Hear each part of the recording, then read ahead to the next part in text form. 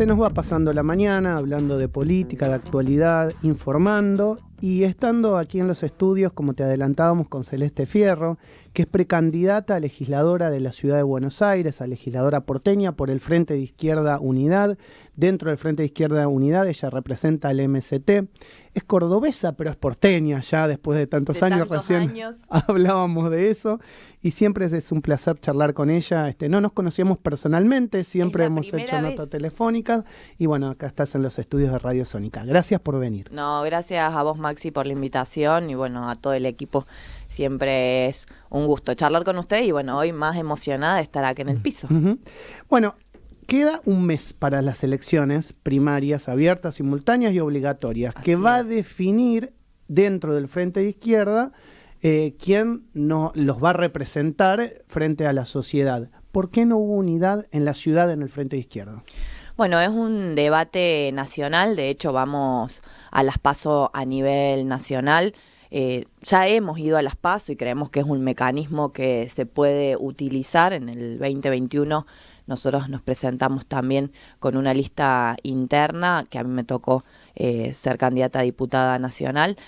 Mira, hay muchos debates y tomo lo del 2021 porque nosotros ya lo habíamos empezado a plantear en ese momento y antes resistimos muchos archivos desde el MST que tiene que ver con qué izquierda y qué frente de izquierda nos hace falta para las tareas, para los desafíos, para el país que se viene y por la ciudad que queremos. Y esa izquierda tiene que ser una que actúe de forma conjunta todos los días del año, no cada 2 años en las elecciones, que discuta de forma abierta los debates, porque por supuesto somos distintas organizaciones que hemos conquistado esta unidad del Frente de Izquierda, pero tenemos debates y creemos que esos debates se tienen que saldar junto a la militancia, siendo una izquierda convocante a otros sectores. Y bueno, y hoy logramos hacer esta unidad con compañeras y compañeros del Partido Obrero. De hecho, acá en la ciudad, Vanina Biasi es candidata a jefa de gobierno. A nivel nacional, Gabriel Solano y Vilma Ripoll son nuestra fórmula. Alejandro Bodar como candidato a gobernador en la provincia.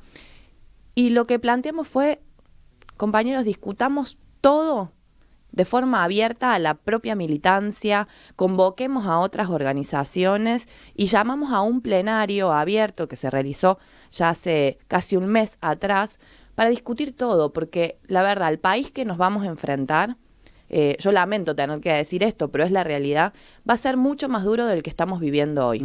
Vemos que la agenda está corrida a la derecha de todos los sectores, los candidatos de los partidos tradicionales, el establishment festeja cada vez que se dice quiénes son los posibles presidentes, porque van a seguir teniendo todos los beneficios, y vemos lo que está pasando en Jujuy.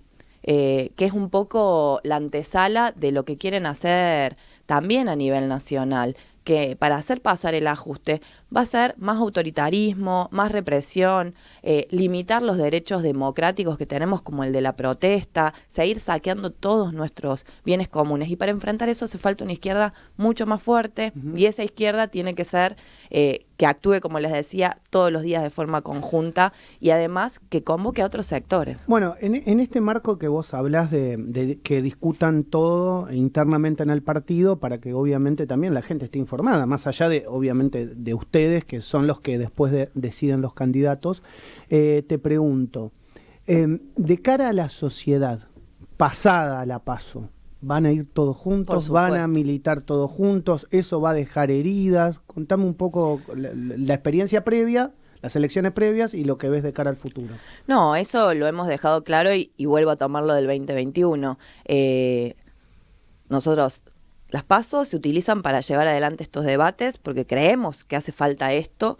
Yo nombraba lo del plenario, que fue la primera vez que se realizó, fue algo histórico y que tiene que ser el primero de muchos, porque creemos que en estos métodos tenemos que seguir trabajando, que son los métodos de la clase obrera. Digo, en asamblea se define, se discute y después salimos todos juntos con esa propuesta que fue aceptada, y en octubre vamos a estar nuevamente todos juntos planteando que el Frente de Izquierda Unida es la única alternativa que tenemos las y los trabajadores y los sectores populares. Bueno, veíamos la diferencia, hablamos justo antes de la tanda de cómo se tiran de todos lados las internas de cada partido. Bueno, en la izquierda eso creo que es el único que no pasa. Si ustedes les prestan atención, pueden marcar diferencias, se marcan las diferencias, pero la realidad marca esto, que en la izquierda se ve la unidad. Se ve la unidad más allá de esta y lo que pasa paso que van a enfrentar. Son debates políticos que tienen que ver, digo, o sea, yo no tengo ningún problema y lo decimos con claridad. Nosotros no nos podemos llevar por las encuestas. Lamentablemente muchas veces se discute por encuestas quiénes son los mejores candidatos y eso también pasa en la izquierda. Entonces, yo no creo que ustedes pongan plata en las encuestas. No, por supuesto. Por ahí me equivoco, ¿no?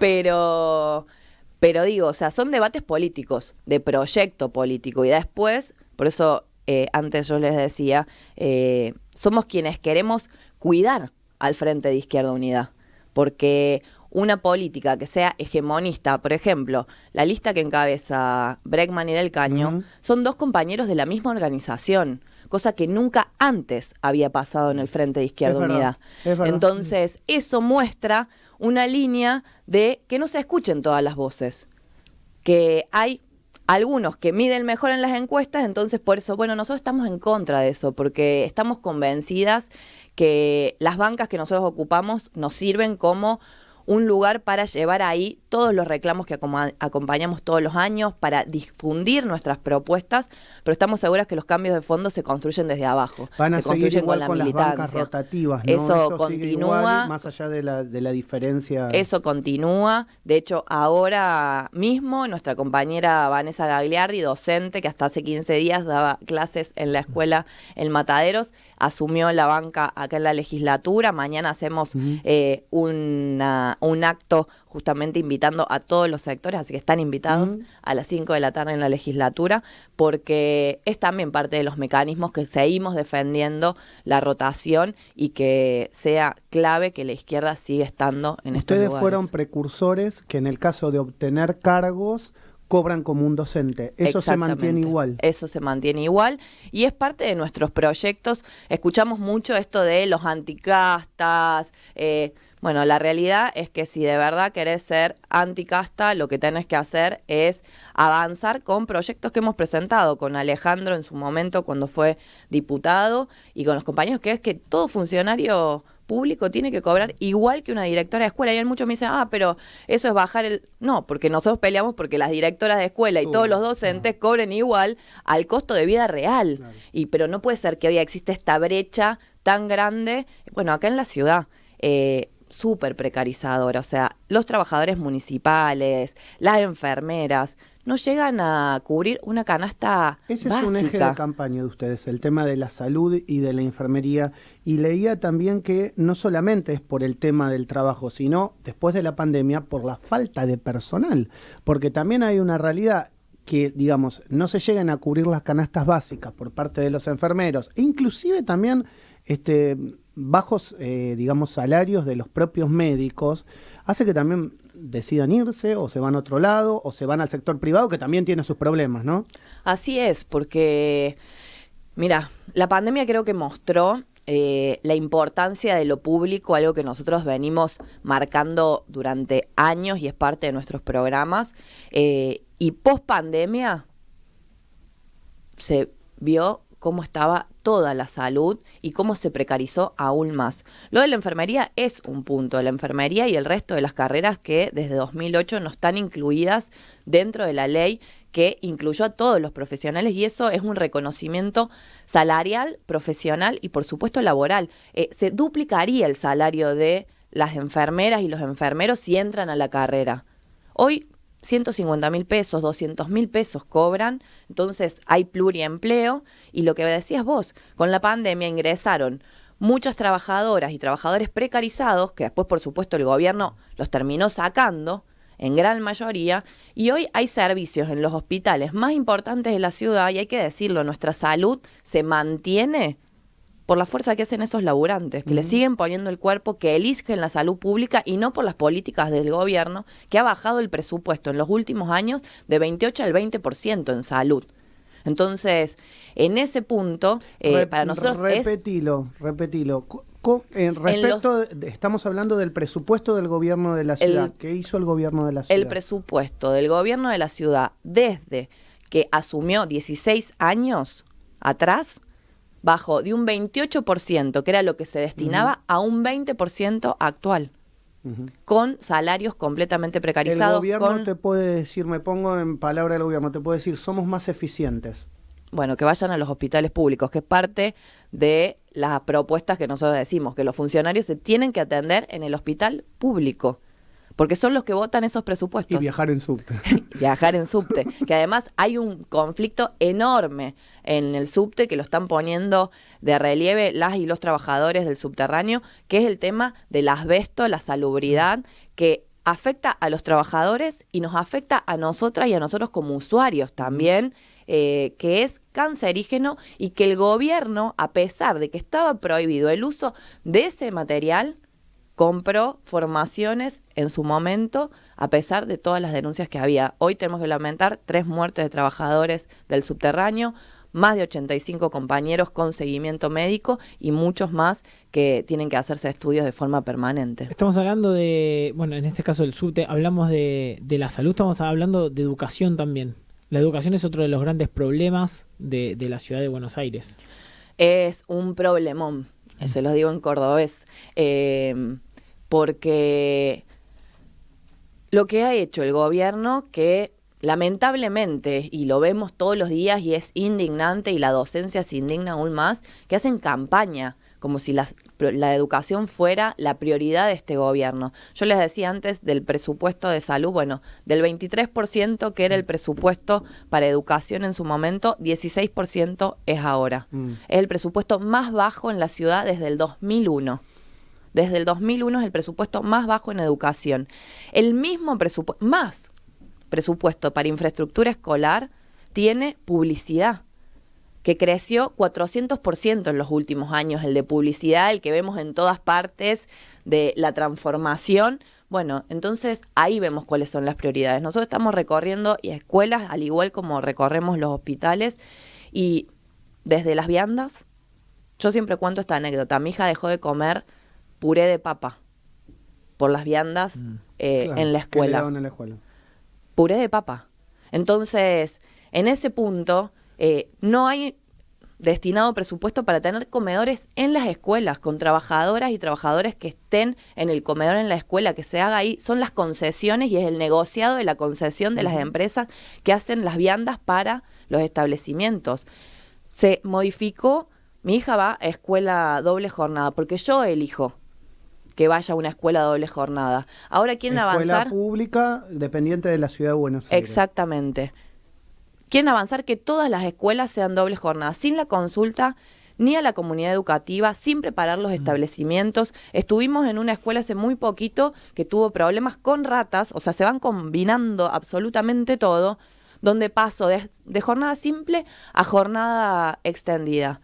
El comedor lo tuvieron que hacer en el salón, donde tienen el salón techado, donde hacían educación física las chicas y los chicos en invierno. No tienen baños para la cantidad de estudiantes ni para los docentes. Tuvieron que cerrar los talleres de las materias artísticas para poner otras aulas para que estén los chicos en las aulas. Digo, te hago una pregunta la educación pública a la situación económica y social actual. Uno puede pensar que, digamos, la complejidad que hoy tiene la educación pública y la salud pública también se debe a que la propia sociedad fue yendo un escalón para atrás. Entonces hay más gente que por ahí antes iba al privado, ahora va al público. Hay más gente que antes podía pagar la prepaga, ahora se van a atender en la educación pública. ¿Eso es así o es, digamos, un pensamiento que no es del todo correcto? ¿Cómo lo ven ustedes, digamos? No, es un factor, lo vemos, de hecho, con trabajadores que dejaron de pagar la prepaga, empiezan a utilizar la obra social sindical, que están vaciadas también, que eso también hay que denunciarlo. Entonces se usa aún más lo público. Por eso nuestra propuesta es que se tiene que unificar el sistema de salud. O sea, tiene que ser un sistema único de salud, universal, para que todas y todos podamos acceder a servicios que no es un servicio, porque ellos lo piensan como un servicio y un negocio, que es un derecho social. Por eso yo tomaba antes lo de la pandemia. En la pandemia, cualquiera que tenía prepaga y no había cama en el hospital privado, iba al público. Pero el que no tenía cama en el público, ninguna de las grandes clínicas y hospitales en la ciudad privado te atendía. Entonces ves cuál es la desigualdad y cómo hacen ese negocio. Bueno, el gobierno de la ciudad beneficia a esos sectores. De hecho, hace 15 días atrás, si no me equivoco, terminaron votando nuevamente exenciones impositivas para todos los empresarios que vienen y se sitúan en la ciudad autónoma de Buenos Aires. Entonces, presupuesto hay. De hecho, las exenciones hasta esto que votaron ahora, que tenemos que terminar sacando los cálculos, eran de 100.000 millones de pesos que no terminan pagando los empresarios. Entonces, con esa plata, más el superávit que hay en la ciudad, por supuesto que se podría aumentar el salario de la enfermería, se podría avanzar en la construcción de nuevas escuelas, pero no hay decisión política para hacer eso porque terminan beneficiando siempre a los mismos. Hablamos de varios temas, no me quiero ir de un tema trascendente para muchos, que es el tema del alquiler y de la vivienda en la ciudad autónoma de Buenos Aires, en toda la Argentina en realidad, pero la ciudad autónoma de Buenos Aires es un factor principal porque, digamos, hay muchos jóvenes, la gente, digamos, es una ciudad cosmopolita. Muy difícil. De la manera en que sea, por inmobiliaria, por dueño directo. ¿Cómo alquilas en la ciudad de Buenos Aires? Y además con este índice que termina matando, que cuando se te vence el año tenés que poner un 110, 120, 140, va a ser seguramente pronto. Mira, ¿Cuál es la solución? Mientras vemos que se construye, pero no bajan los precios. Hay más oferta, menos precio. Sí, pero en realidad ni siquiera hay más oferta. Yo se los digo en carne propia porque he estado buscando para alquilar en las últimas semanas y es imposible. Hay más Primero metros, que no encontrás. me corrijo, hay más metros cuadrados construidos que no implica que sea más oferta. Exactamente. ¿Por qué? Porque lo que se ha beneficiado es para la especulación inmobiliaria. Para la especulación de aquellos sectores que terminan construyendo torres de lujo que están vacías en la ciudad.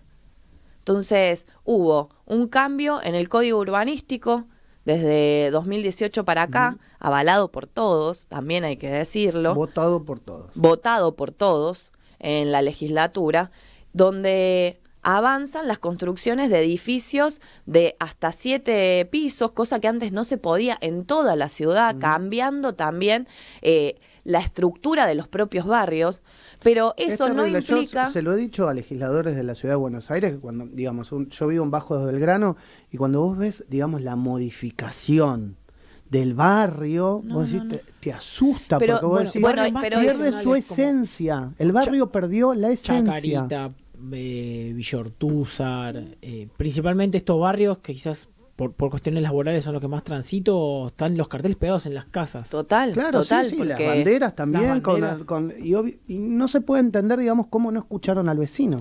Y eso es lo que produce... el vecino no quería eso. Y no.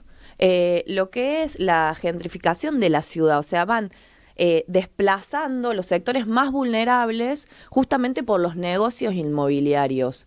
Entonces vemos cómo en esta ciudad creció del censo 2010 al último, 400% creció la población en los barrios vulnerables, en las villas. O sea, esa es la realidad que hoy se vive, que además también en esos lugares es imposible alquilar. O sea, a nosotros que buscamos en algún barrio que nos permita, cerca de la escuela, del trabajo y demás, imposible también en los barrios vulnerables. Entonces nosotros lo que proponemos es un alquiler social. O sea, tenemos que ir a una ley de alquileres que sea social, donde el Estado sea el que ponga las garantías, donde haya créditos que no superen, por supuesto, los ingresos, el porcentaje que puedan pagar las trabajadoras y los trabajadores para poder alquilar. Y además, tiene que haber un impuesto a la vivienda ociosa. Claro, porque lo que yo les digo, hay casas y departamentos vacíos para la especulación, mientras tenemos gente completamente hacinada, sin poder alquilar o directamente viviendo en situación de calle, que eso es lo que pasa hoy en la ciudad autónoma de Buenos Aires. Y siguen mirando para otro lado, porque vuelvo a insistir con esta idea.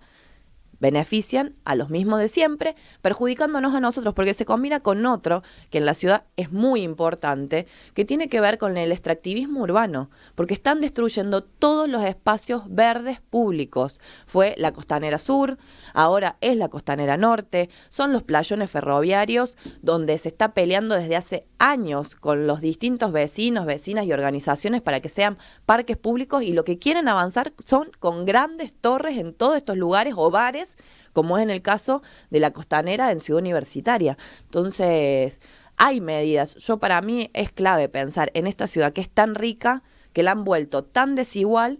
De verdad, si cambiamos la orientación política, podemos hacerle una ciudad que sea habitable para todas y para todos. Bueno, lista para el próximo, para dentro de un mes. ¿Dónde está Celeste Fierro? ¿Dónde la encontramos? Bueno, para explicar que vamos a tener que también explicar todo esto, porque la ciudad, como son elecciones concurrentes, exacto, cuando vayamos a votar vamos a tener una lista en papel, que es las nacionales, candidatos a presidentes, vice, Gabriel Solano, Vilma Ripoll, parlamentarios del Mercosur nacionales, diputados nacionales, que aquí en la ciudad va nuestra compañera Jessica Gentile, referente socioambiental de la lucha que hemos dado durante todo este tiempo como diputada nacional, y además parlamentarios del Mercosur regional. Esa va a ser en papel. En mi caso, me van a encontrar en la pantalla. En la máquina. En la máquina, con Vanina Biasi, como les decía antes, candidata a jefa de gobierno, y yo encabezando la lista de legisladores del Frente Izquierda Unidad, la lista Unidad de Luchadores y la Izquierda. Así que bueno, convocar a todos a que apoyen, porque necesitamos que la izquierda sea cada vez más fuerte para dar todas las batallas que vienen, porque sabemos que vamos a estar siempre de ese lado, pero también tenemos que seguir fortaleciéndonos. Bueno, muchas gracias por venir a Radio Sónico, al arranque, siempre tan amable desde el MST con nosotros, así que bueno, mucha suerte. Muchísimas gracias. Celeste Fierro pasó, que es precandidata a legisladora porteña por el Frente de Izquierda Unidad, pasó en la mañana del arranque.